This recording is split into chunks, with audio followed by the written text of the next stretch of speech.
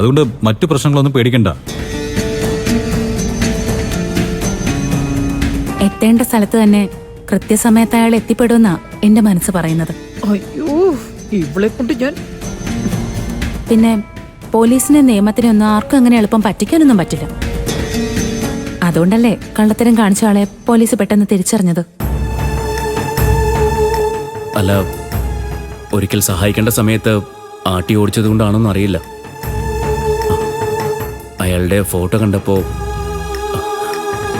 മനസ്സിലെന്തോ ഒരു പെടച്ചിൽ പോലെ.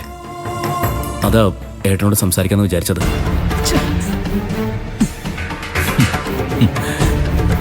എടാ ദേ, നീ ടെൻഷൻ ആവണ്ട. എടാ, നീ അതിന് ആർക്കും ഒരു ദ്രോഹം ചെയ്തിട്ടില്ലല്ലോ. അറിയാതെയാണെങ്കിലും നീ കാരണം ആ മനുഷ്യന് നന്മയേ ഉണ്ടായിട്ടുള്ളൂ. അതുകൊണ്ട് അങ്ങനെയുള്ള വിഷമങ്ങളൊന്നും വേണ്ട. പിന്നെ ചില മനുഷ്യരോട് നമുക്കൊരു ആത്മബന്ധമൊക്കെ തോന്നും. അത് സ്വാഭാവികം മാത്രമാണ്.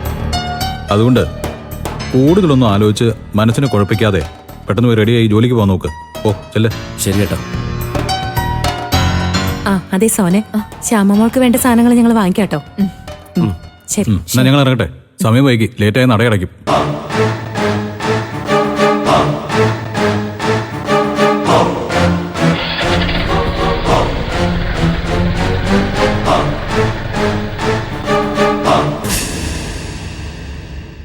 ഇല്ല ആൻറ്റി, ഇതുവരെ വേറെ വിവരങ്ങളൊന്നുമില്ല. ഞാൻ നമുക്ക് പരിചയമുണ്ടായിരുന്ന പഴയ CI വഴി സ്റ്റേഷനിലെ വിവരങ്ങൾ എടുക്കാൻ ശ്രമിക്കുന്നുണ്ട്. അത് കിട്ടിയാലേ എന്തിനും ഒരു വ്യക്തത വരൂ. ആ രാധാമണി ഒന്ന് വിളിച്ച് നോക്കായിരുന്നില്ലേ? അത് അപകടമാ. അയാൾ ഒളിവില്ല, വിളിച്ചാലും കിട്ടത്തില്ല. അയ്യോ, യഥാർത്ഥ അവകാശം ഏറ്റെടുത്തെന്നാണല്ലോ ഹർഷേ പത്രത്തില്. അതാരാ? അല്ല, അയാളെ ഹോസ്പിറ്റലിൽ എത്തിച്ചത് അനന്തമാഷൻ ദാസാറും കൂടിയല്ലേ?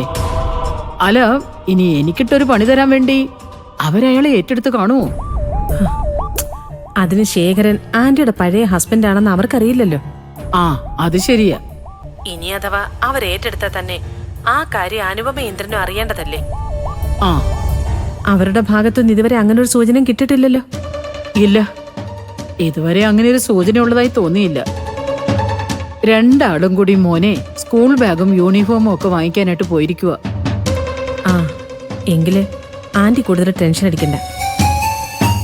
എനിക്കിപ്പോ തോന്നുന്നത് അയാൾ ആന്റിയെ വിട്ട ശേഷം വേറെ ഏതെങ്കിലും സ്ത്രീയായിട്ട് ബന്ധം ഉണ്ടായി കാണുമെന്നാ.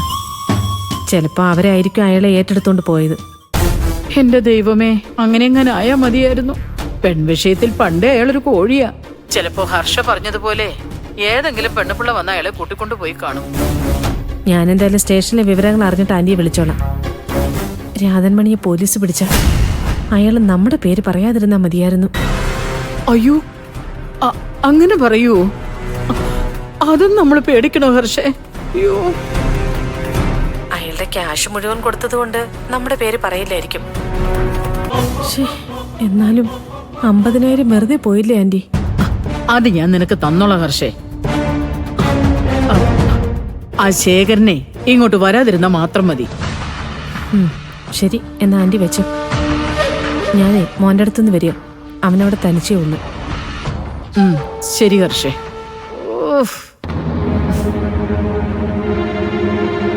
എന്റെ ഈശ്വര, ആ കാലമാടനിപ്പോ എവിടെ ആയിരിക്കും? അവനൊന്ന് ഒടുങ്ങി കിട്ടിയാ മതിയായിരുന്നു.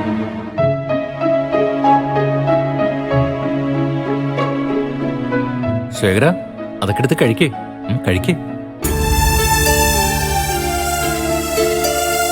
എന്താ കഴിക്കാത്തത്? വിശപ്പ് തോന്നില്ലേ? വിശപ്പ് പോലും മറന്നുപോയൊരു കാലം ഉണ്ടായിരുന്നു മാഷെ. ഇപ്പം നിങ്ങളുടെയൊക്കെ കൂടെ ഈ ആഹാരത്തിന് മുന്നിൽ ഇരിക്കുമ്പോഴും ഞാനിതിനൊക്കെ അർഹനാണോന്നൊരു സംശയം. ദൈവം ശേഖരനെ ഞങ്ങളുടെ മുമ്പിൽ എത്തിച്ചെങ്കിൽ ഈ ആഹാരത്തിന് ശേഖരൻ അർഹനുമാണ്, അല്ലേ ദാസ്? പിന്നെ തീർച്ചയായിട്ടും. പണ്ട് കുടുംബത്തിനോട് ചെയ്ത തെറ്റിന്റെ ശിക്ഷ 10-15 കൊല്ലം ആ മരുഭൂമി കിടന്ന് അനുഭവിച്ച് തീർത്തില്ലേ? അതുപോലെ അന്നും കുടുംബത്തെ മറന്നുകൊണ്ട് പോയതല്ല. വലിയ കടബാധ്യതകളുണ്ടായിരുന്നു. അതെല്ലാം തീർത്ത് കുടുംബത്തെ കരകയറ്റാൻ വേണ്ടി പോയതാ.